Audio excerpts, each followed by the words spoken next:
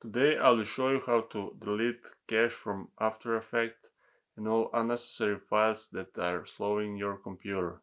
We go to the Edit, Preferences, Media and this cache.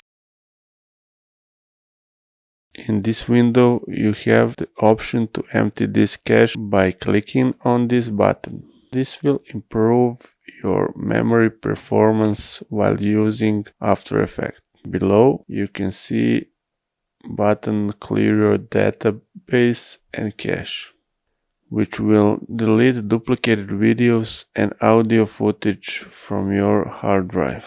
When this is done, next step is to go to your File Explorer,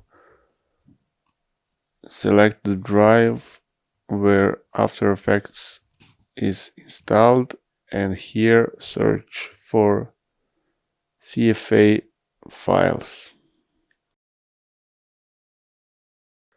And in a few moments all CFA files will show up. Deleting these unused files, you'll free a lot of your disk space. Then do this all for PK files also. These files are all copies of everything you did in After Effects, and by this action you are not deleting original files, so don't worry about that. And that will be all. Thanks for watching and see you in next video.